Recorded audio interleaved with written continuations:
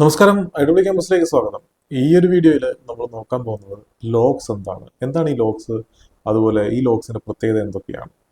അപ്പം ജനറലി നമ്മൾ നോക്കുകയാണെന്നുണ്ടെങ്കിൽ മിക്കവാറുള്ള എല്ലാ സ്റ്റാൻഡേർഡ് ഡിവൈസസിനും, അതായത് അതൊരു നെറ്റ്വർക്ക് അപ്ലയൻസ് ആവാം, അല്ലെങ്കിൽ നമ്മുടെ വിൻഡോസ് OS പോലത്തെ ഓപ്പറേറ്റിംഗ് സിസ്റ്റം ആവാം, ഈവൻ നമ്മുടെ മൊബൈലിൽ പോലും നമുക്ക് ലോഗ്സ് അവൈലബിൾ ആണ്. അപ്പോൾ എന്തിനാണ് ഈ ലോഗ്സ് എന്ന് വെച്ച് കഴിഞ്ഞാൽ നമുക്ക് ആ ഒരു സിസ്റ്റത്തിൽ നടക്കുന്ന കാര്യങ്ങളുടെ ഒരു എൻട്രി ആണ്. എന്ന് വെച്ചാൽ ഇന്ന കാര്യം നടന്നു എന്ന് പറഞ്ഞ് ഒരു എൻട്രി ക്രിയേറ്റ് ചെയ്യുന്നതാണ് ജനറലി നമ്മൾ ലോഗ്സ് എന്ന് പറയാറുള്ളത്. അപ്പോൾ നമുക്കിപ്പോൾ ഈ പല സിസ്റ്റത്തിലും നോക്കാം എങ്ങനെയൊക്കെയാണ് അതിൻ്റെ ലോഗ്സ് എന്നുള്ളതിനെ പറ്റി ഒരു ബ്രീഫ് ഐഡിയ ഞാൻ തരാം. അപ്പോൾ ആദ്യം നമ്മൾ പോകുന്നത് നമ്മുടെ ഒരു റൗട്ടറാണ്. ഇത് നമ്മുടെ ഒരു TP-Linkന്റെ ഒരു റൗട്ടറാണ്. അപ്പം ഇത് ഒരു നെറ്റ്വർക്ക് റൗട്ടറാണ്. സാധാരണ സിമ്പിൾ ആയിട്ട് ഉള്ള ഒരു റൗട്ടറാണ്. ഇത് വലിയ ഒരു ഹൈ എൻഡ് സ്വിച്ചോ ആയിട്ടോ അല്ല, റൗട്ടർ മീൻസ് ഒരു ഹൈ എൻഡ് നെറ്റ്വർക്ക് ഡിവൈസ് ഒന്നുമല്ല, ഒരു ചെറിയ റൗട്ടർ. ഇതിൻ്റെ അകത്താണെങ്കിൽ ആപ്പാടെ 6 പോർട്ടേ ഉള്ളൂ.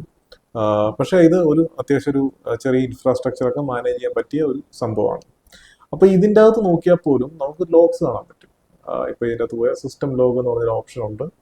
ഈ സിസ്റ്റം ലോഗിൻ്റെ അകത്ത് നമുക്ക് ഇവിടെ ലോഗ്സ് കാണാൻ പറ്റും. ഇപ്പോൾ ഇതുണ്ടോ, ഇത് DHCPയുടെ ലോഗാണ്. കാരണം ഈ ഒരു റൗട്ടറിനെയാണ് നമ്മുടെ ഈ ഒരു നെറ്റ്വർക്കിൽ ലാബ് നെറ്റ്വർക്കിംഗ് റൗട്ടറാണ്. അപ്പം നമ്മുടെ ലാബിലുള്ള എല്ലാ ഡിവൈസസിനും DHCP, അതായത് IP അഡ്രസ്സ് ഓട്ടോമാറ്റിക്കലി അസൈൻ ചെയ്യുന്ന ഈ ഒരു റൗട്ടറാണ്. അപ്പം ഏത് ഡിവൈസിന് പുതിയ IP അഡ്രസ്സ് അസൈൻ ചെയ്തു എന്നുള്ളതാണ് ഇവിടെ കാണുന്നത്. ഈ ഒരു പർട്ടിക്കുലർ IP ഈ MAC അഡ്രസ് ഉള്ള ഒരു ഡിവൈസിന് അസൈൻ ആയിട്ടുണ്ട്. സോ ഇങ്ങനെയുള്ള ഇൻഫർമേഷനാണ് ഇത് DHCPയുടെ ലോഗ്. അതുപോലെ വെബിൻ്റെ ലോഗ് നോക്കിക്കഴിഞ്ഞാൽ എന്ന് വെച്ചാൽ ഈ ഒരു വെബ് GUI ഞാൻ ആക്സസ് ചെയ്തായിരുന്നു. സോ എനിക്ക് ഇവിടെ ഒരു ലോഗ് കാണാൻ പറ്റി, ഈ ഒരു വെബ് GUI ഈ ഒരു സമയത്ത് ആക്സസ് ചെയ്തു എന്നുള്ളത്. അപ്പോൾ ഇതുപോലെ നമുക്ക് പല രീതിയിലുള്ള ലോഗ്സ് നമുക്ക് കാണാൻ പറ്റും. ഇത് ഒരു റൗട്ടർ ആയതുകൊണ്ട് തന്നെ ആ റൗട്ടറിന്റെ ഫംഗ്ഷൻ അനുസരിച്ച് ഉള്ള ലോഗ്സ് ആയിരിക്കും നമുക്കിവിടെ കാണുന്നത്. ഇതേപോലെ തന്നെയാണ് ഞാനിപ്പോൾ ഒരു ഫയർവാൾ, ഇത് നമ്മുടെ സോഫോസിന്റെ ഫയർവാൾ ആണ്. അപ്പോൾ ഈ ഒരു ഫയർവാൾ എടുത്തു കഴിഞ്ഞാലും ഇവിടെ നമുക്ക് ലോഗ് വ്യൂവർ ഉണ്ട്. ആ ലോഗ് വ്യൂവർ ക്ലിക്ക് ചെയ്ത് കഴിഞ്ഞാൽ ഈ ഫയർവാളിൽ എന്താണോ നടക്കുന്നത് അതിനെ ബേസ് ചെയ്തിട്ടുള്ള ലോഗ്സ് നമുക്കിവിടെ കാണാൻ പറ്റും. അപ്പോൾ ഇവിടെ നോക്കിക്കഴിഞ്ഞാൽ ഇവിടെ ഒരു ലോഗ് വന്നിട്ടുണ്ട്. ഇവിടെ ഫയർവാൾ റൂള് അലോ ചെയ്തിട്ടുള്ളൊരു കമ്മ്യൂണിക്കേഷൻ്റെ ഇതിപ്പം 10.1.0.10 ഇതാണ് നമ്മുടെ ആക്റ്റീവ് ഡയറക്ടറി ലാബിൻ്റെ. അപ്പോൾ അതിലോട്ട് പോകുന്ന കണക്ഷൻസ് എല്ലാം നമ്മൾ ലോഗ് ചെയ്യണം എന്ന് നമ്മൾ എനേബിൾ ചെയ്തിട്ടുണ്ട്. കാരണം അതൊരു നമ്മുടെ ലാബിൻ്റെ സംബന്ധിച്ചിടത്തോളം അതൊരു ഇമ്പോർട്ടൻ്റ് ആയിട്ടൊരു സെർവറാണ്, ഒതന്റിക്കേഷൻ സെർവറാണ്. അതുകൊണ്ട് തന്നെ നമ്മൾ അതിൽ നിന്ന് വരുന്ന എല്ലാ ട്രാൻസാക്ഷൻ നമ്മൾ ലോഗ് ചെയ്യും. അതുകൊണ്ടാണ് ഇവിടെ കാണുന്നത്. ജനറലി അലോ ലോഗ് നമ്മളങ്ങനെ എല്ലാ ഡിവൈസിലും കാണണമെന്നില്ല. അപ്പോൾ ഇങ്ങനെ നമുക്ക് ഇവിടെ ഡിനൈ ചെയ്തിട്ടുള്ള ലോഗ്സ് ഉണ്ട്. ഒരു കമ്മ്യൂണിക്കേഷൻ എവിടെ നിന്നൊക്കെയോ ഡിനൈ ആയിട്ടുണ്ട്. അപ്പോൾ അങ്ങനെ നമുക്കിവിടെ ഇഷ്ടംപോലെ ലോഗ്സ് നമുക്കിവിടെ കാണാൻ പറ്റും. ഇതൊക്കെ ഈ ഫയർവാളിൽ നടക്കുന്ന ഓരോ ട്രാൻസാക്ഷൻ്റെ ലോഗുകളാണ്. അപ്പം ഇനി ഈ ലോഗ് നമുക്ക് ഡീറ്റെയിൽ ആയിട്ട് നോക്കാം. അതിന് ഇതിൻ്റെ ഒരു ലുക്ക് മാറ്റിയാൽ മതി ഇവിടെ. അപ്പോൾ ഇവിടെ നോക്കിക്കഴിഞ്ഞാൽ ഇതുണ്ട്, ഒരു TLS ഇൻസ്പെക്ഷൻ നടക്കുന്നുണ്ട്. അതായത് നമ്മളുടെ ഈ ഒരു വെബ്സൈറ്റിൽ കൂടെ പോകുന്ന ഒരു ട്രാഫിക് HTTPS വെച്ച് എൻക്രിപ്റ്റ് ചെയ്തിട്ടുള്ള ഒരു ട്രാഫിക്, ആ ട്രാഫിക്കിനെ ഡീക്രിപ്റ്റ് ചെയ്തിട്ടുണ്ട് ഈ ഫയർവാൾ. എന്നിട്ട് എന്താണ് അവിടെ സംഭവിക്കുന്നത് എന്നുള്ളത് ചെക്ക് ചെയ്യുകയാണ്. അപ്പോൾ അതിനകത്ത് ഇതിനൊരു മെസ്സേജ് ID ലോഗ് ടൈപ്പ് ഇവിടെ വരുമ്പോൾ കണ്ടന്റ് ഫിൽട്ടറിംഗ് എന്നാണ് ഇതിനകത്ത് കാണിക്കുന്നത്. അതിൻ്റെ കോമ്പോണന്റ് SSL ആണ്. അതുപോലെ അങ്ങനെ അതിൻ്റെ കുറേ റിലേറ്റഡ് ആയിട്ടുള്ള ഇൻഫർമേഷൻ ഇവിടെ കാണിക്കുന്നുണ്ട്. ഇവിടെ സിവിയറിറ്റി എന്ന് പറഞ്ഞൊരു ഒരു ഫീൽഡ് ഉണ്ട്. ഇതെന്താണെന്ന് വെച്ച് കഴിഞ്ഞാൽ എത്രത്തോളം ഇമ്പോർട്ടൻ്റ് ആണ് ഈ ലോഗ്, അല്ലെങ്കിൽ ഈ ലോഗ് എന്താണ് ഉദ്ദേശിക്കുന്നതാണ്. അപ്പോൾ സിവിയറിറ്റി ഇത് ഇൻഫർമേഷൻ ലെവലാണ്. സോ ഇതൊരു ജസ്റ്റ് ഒരു ഇൻഫർമേഷൻ എന്നുള്ള രീതിയിലാണ്. പല ടൈപ്പ് സിവിയറിറ്റീസും ഓരോ ഡിവൈസസിലും ഡിഫൈൻ ചെയ്തിട്ടുണ്ട്. അപ്പോൾ സിവിയറിറ്റി എന്ന് പറഞ്ഞു കഴിഞ്ഞാൽ ചിലപ്പം അതൊരു അലേർട്ട് ആവാം, അല്ലെങ്കിൽ അതൊരു ഹൈ ഇമ്പോർട്ടൻ്റ് ആയിട്ടൊരു ലോഗ് ആവാം. അത് typically depends on the device ആണ്, എന്ത് തരത്തിലുള്ള ഡിവൈസ് ആണ്, അതുപോലെ എന്ത് തരത്തിലുള്ള ലോഗ്സ് ആണ്. ഇപ്പോൾ ഒരു അറ്റാക്ക് നടക്കുന്നുണ്ടെന്നുണ്ടെങ്കിൽ അതിൽ സിവിയറിറ്റി കൂടിയ ലോഗ് ആയിരിക്കും, അല്ലെങ്കിൽ അതൊരു അർജൻസി കൂടിയ ലോഗ്സ് ആയിട്ടായിരിക്കും അത് കാണിക്കുന്നത്. അപ്പോൾ ഓരോ ഡിവൈസസിലും ലോഗിനെ റെപ്രസെന്റ് ചെയ്യുന്ന രീതിക്ക് വ്യത്യാസമുണ്ട്.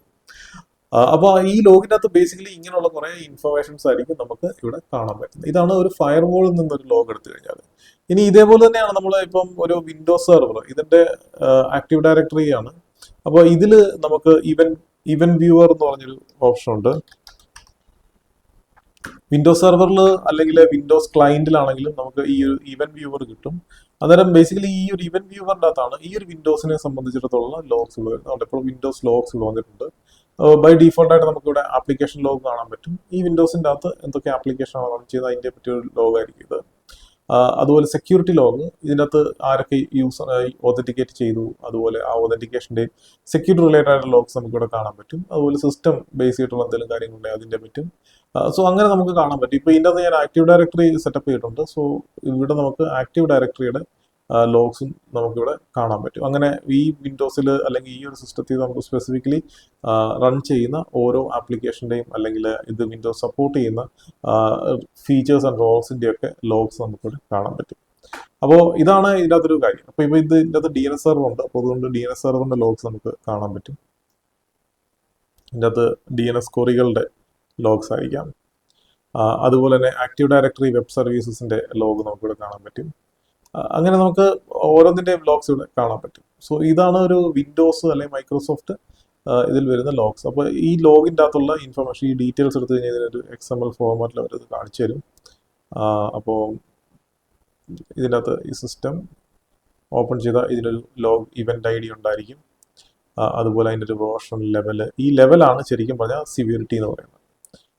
അതുപോലെ നമുക്ക് ഇവിടെ അതിൻ്റെ സിസ്റ്റം ടൈം സ്റ്റാമ്പ്, എത്ര മണിക്ക് എത്ര സമയത്താണ് ഈ ഒരു ലോഗ് ജനറേറ്റ് ആയത്, അതുപോലെ ചാനല്, അത് എന്ത് സർവീസിൽ നിന്നാണ്, കമ്പ്യൂട്ടറിൻ്റെ പേര്, അങ്ങനെ ഉള്ള ഡീറ്റെയിൽസ് എല്ലാം നമുക്കിവിടെ കാണാൻ പറ്റും.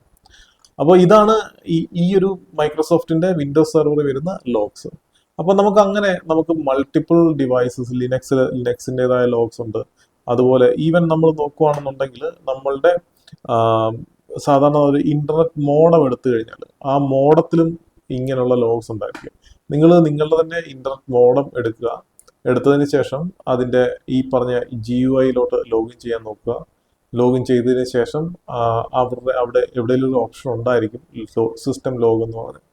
ആ ഒരു ലോഗ് എടുത്തു കഴിഞ്ഞാൽ അതിൽ സംഭവിച്ചിരിക്കുന്ന കാര്യങ്ങളുടെ ലോഗ്സ് അവിടെ കാണാൻ പറ്റും. സോ ബേസിക്കലി നമ്മൾ എന്തുകൊണ്ട് ഈ ഒരു ലോഗ്സ് ഒക്കെ അനലൈസ് ചെയ്യുന്നു, അല്ലെങ്കിൽ എന്തിനാണ് നമ്മൾ ഇങ്ങനെ ലോഗ്സ് അനലൈസ് ചെയ്യുന്നത്, അല്ലെങ്കിൽ എന്ത് ഇൻഫർമേഷൻ ആണ് ഇത് കിട്ടുന്നത് എന്നുള്ളതാണ്. അപ്പോൾ നോക്കുകയാണെന്നുണ്ടെങ്കിൽ നമുക്ക് സ്പ്ലങ്ക് എന്ന് പറയുന്നത് ഒരു പ്ലാറ്റ്ഫോമാണ്. ഇതിൻ്റെ അകത്ത് നമുക്ക് മൾട്ടിപ്പിൾ സോഴ്സസിൽ നിന്നുള്ള ലോഗ്സ് നമുക്ക് കളക്ട് ചെയ്യാൻ പറ്റും. ഈ സോഴ്സസിൽ നിന്നുള്ള, അതായത് നോക്കിക്കഴിഞ്ഞാൽ ഇവിടെ ഈ ഒരു ഇമേജ് നോക്കിയാൽ മതി. ഇതിനകത്ത് ഇവന്റ്, മെട്രിക്സ്, ട്രേസസ്, ലോഗ്സ് എല്ലാം ഉണ്ട്. അപ്പോൾ ലോഗ്സ് മാത്രമല്ല ഇവന്റ്സ് എല്ലാം പറ്റും. അപ്പോൾ നമ്മൾ ഇങ്ങനെയുള്ള ഡേറ്റ എല്ലാം കൂടെ ഈ ഒരു സ്പ്ലങ്കിന്റെ ഈ ഒരു പ്ലാറ്റ്ഫോമിലോട്ട് നമ്മൾ ആഡ് ചെയ്യുമ്പോൾ മൾട്ടിപ്പിൾ സോഴ്സസിൽ നിന്നായതുകൊണ്ട് തന്നെ നമുക്കൊരു ബിഗ് പിക്ചറായിട്ട് കിട്ടും. എന്ന് വെച്ചാൽ നമുക്കൊരു മുകളിൽ നിന്നുള്ളൊരു വിസിബിലിറ്റി ആയിരിക്കും കിട്ടുന്നത്. മൾട്ടിപ്പിൾ സോഴ്സസിൽ നിന്നുള്ള ലോഗ്സ് എല്ലാം കൂടെ ഒരുമിച്ച് ഒരു സെൻട്രലൈസ് ലൊക്കേഷനിൽ വന്നു കഴിഞ്ഞാൽ നമുക്ക് ഈസി ആയിട്ട് ആ ലോഗ്സിനെ അനലൈസ് ചെയ്യുകയും കോറിലേറ്റ് ചെയ്യുകയും ചെയ്യാൻ പറ്റും. അപ്പോൾ കോറിലേഷൻ എന്ന് പറഞ്ഞു കഴിഞ്ഞാൽ, ഇപ്പോൾ നമ്മുടെ നെറ്റ്വർക്ക് വൈഡ് ഒരു അറ്റാക്ക് വല്ലതും നടക്കുകയാണെന്നുണ്ടെങ്കിൽ, ഞാൻ ഓരോ സിസ്റ്റം ബേസ് ചെയ്തിട്ടുള്ള ലോഗ്സ് ചെക്ക് ചെയ്തുകൊണ്ടിരിക്കുകയാണെന്നുണ്ടെങ്കിൽ എനിക്ക് ഒരിക്കലും നമ്മുടെ ആ ഒരു അറ്റാക്കിന്റെ ഇമ്പാക്റ്റോ ഡെപ്തോ അല്ലെങ്കിൽ എത്രത്തോളം അതിന്റെ ലാറ്ററൽ മൂവ്മെന്റ് ഉണ്ട് എന്നുള്ള കാര്യത്തിനെ പറ്റി ഒരു ഐഡിയ കിട്ടത്തില്ല. അതേസമയം നമുക്ക് മൾട്ടിപ്പിൾ സോഴ്സസിൽ നിന്നുള്ള ലോഗ്സ് വരുമ്പോഴത്തേക്കിനും നമുക്ക് ഈ മൾട്ടിപ്പിൾ സോഴ്സസിൽ നിന്ന് തന്നെ ഒരു അറ്റാക്കിന്റെ ലക്ഷണം നമുക്ക് അവിടെ കാണാൻ പറ്റും. അപ്പൊ അങ്ങനെ തന്നെ അതുകൊണ്ട് തന്നെ നമുക്ക് പെട്ടെന്ന് ഐഡന്റിഫൈ ചെയ്യുകയും അതുപോലെ നമുക്ക് ആ ഒരു ഇമ്പാക്ട് അല്ലെങ്കിൽ അതിന്റെ ഡെപ്ത് എത്രത്തോളം ഉണ്ടെന്നുള്ളത് നമുക്ക് ഐഡന്റിഫൈ ചെയ്യാനൊക്കെ എളുപ്പമായിരിക്കും. പിന്നെ നമുക്ക് ത്രെറ്റ് ഇന്റലിജൻസ് ഒക്കെ യൂസ് ചെയ്തിട്ട് നമുക്ക് പല രീതിയിലുള്ള എന്താ പറയുക റിസൾട്ട്സും അല്ലെങ്കിൽ പല രീതിയിലുള്ള ത്രെറ്റ് ഹണ്ടിങ്ങും ഒക്കെ നമുക്ക് ചെയ്യാൻ പറ്റും. അപ്പോൾ അങ്ങനെയൊക്കെയുള്ള ഒരു അഡ്വാൻറ്റേജ് നമുക്ക് സ്പ്ലങ്കിൽ കിട്ടും. അപ്പോൾ ബേസിക്കലി നമ്മൾ ഈ ഒരു വീഡിയോ തുടങ്ങിയത് ലോഗ്സിനെ പറ്റി പറഞ്ഞിട്ടാണ്. അപ്പോൾ ലോഗ്സ് എന്ന് പറഞ്ഞു കഴിഞ്ഞാൽ ഇത്രയേ ഉള്ളൂ.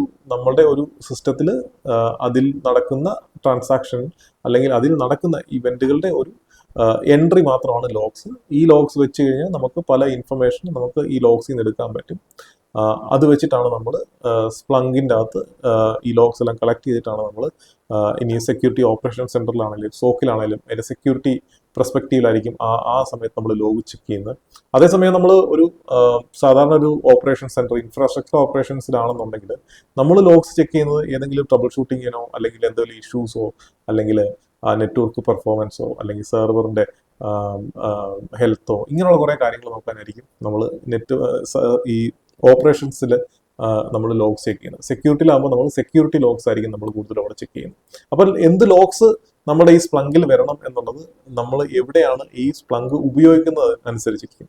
അപ്പോൾ സെക്യൂരിറ്റി ഓപ്പറേഷൻ സെന്ററിലാണെന്നുണ്ടെങ്കിൽ നമ്മൾ സ്പ്ലങ്കിൻ്റെ അകത്ത് വരുന്നതെല്ലാം സെക്യൂരിറ്റി ബേസ് ചെയ്തിട്ടുള്ള അല്ലെങ്കിൽ സെക്യൂരിറ്റി ലോക്സ് ആയിരിക്കും.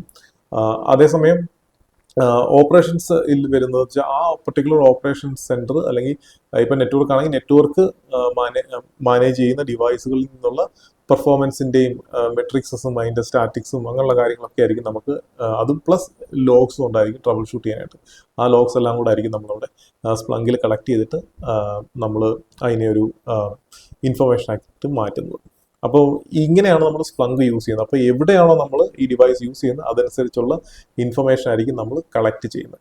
ഇതിന് വേറൊരു കാരണമുണ്ട്, ലൈസൻസിങ്. കാരണം എന്താ വെച്ച് കഴിഞ്ഞാൽ നമുക്ക് ഉള്ള ലോക്സ് എല്ലാം കൂടെ നമുക്ക് ഒരു സ്പ്ലങ്കിൽ കൊണ്ടുവന്ന് അതിനെ അനലൈസ് ചെയ്യാൻ പറ്റില്ല. കാരണം ലൈസൻസ് എന്ന് പറഞ്ഞൊരു സംഭവമുണ്ട്, അതിനൊരു ലിമിറ്റേഷൻ ഉണ്ട്. ഇത്ര സൈസ് അല്ലെങ്കിൽ ഇത്ര CPU ഉള്ളൊരു സെർവറിൽ നമുക്ക് റൺ ചെയ്യാൻ പറ്റില്ല. ഒന്നീ CPU ബേസ് ചെയ്തിട്ട് അല്ലെങ്കിൽ എത്രത്തോളം ഡേറ്റ നമ്മൾ ഇൻജസ്റ്റ് ചെയ്യുന്നു അതനുസരിച്ചുള്ള ലൈസൻസിങ് ഫീച്ചറാണ്. അപ്പോൾ അതുകൊണ്ട് അത്രയും ലോഗ്സ് മാത്രമേ നമ്മൾ എടുക്കാറുള്ളൂ. ആവശ്യത്തിനുള്ള ലോഗ്സ് എടുക്കുക. പിന്നെ നമുക്ക് കൂടുതൽ ഡീറ്റെയിൽസ് വേണമെന്നുണ്ടെങ്കിൽ നമുക്ക് അഡീഷണലി നമുക്ക് ലോഗ്സ് അപ്ലോഡ് ചെയ്ത് എടുക്കാനും പറ്റും.